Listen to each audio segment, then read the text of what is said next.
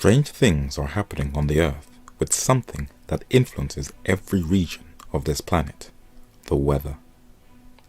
Two storms hit the Indian Ocean coastline of northern Mozambique in southern Africa in one season in a space of 6 weeks in 2019, something never seen before, the worst recorded storms in the history of the southern hemisphere.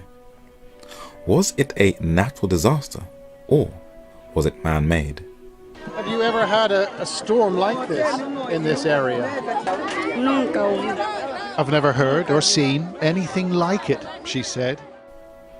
And why did it hit a region that has the world's biggest ruby and sapphire deposits and one of the world's biggest untapped offshore gas fields that displaced thousands of people, affected millions, and weakened the little-known Islamic insurgents who, since 2017, were attacking petroleum contractors of the multi-billion-dollar liquefied natural gas project of Anadarko Petroleum Corporation in northern Mozambique?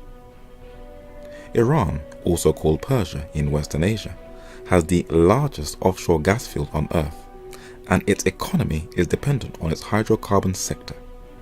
It has been threatened with war by the United States, as well as economic sanctions, more than any other nation in history, that has crippled its economy, caused many to get sick and die, halved the value of its currency, increased inflation that has also increased the cost of living, the rise in food prices that has cleverly caused many of the civilian population to riot and turn on its government, and countries and corporations are being forced by the United States Secretary of the Treasury to not buy or sell with Iran, which in turn has affected the global oil market.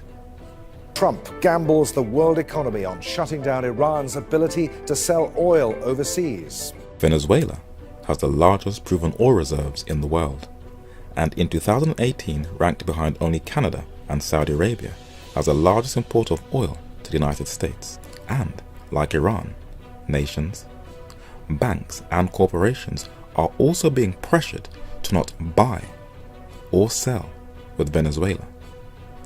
Are these sanctions on these nations a micro model of a future macro project that will eventually be imposed on the entire world? And why has American businessman and former Navy SEAL Eric Prince, who created the most controversial modern mercenary army, Blackwater, whose sister Betty DeVos is in the Trump administration and who himself also works with the administration, is winning contracts to send security and mercenary soldiers to both Mozambique in southern Africa and to Venezuela in South America? And have men stepped outside of their ethical boundaries, broken international law, and frighteningly mastered the technology to control and to manipulate the weather to destabilize nations? Let us take a look at a not much talked about but a highly sensitive subject in the field of climate alteration: geoengineering.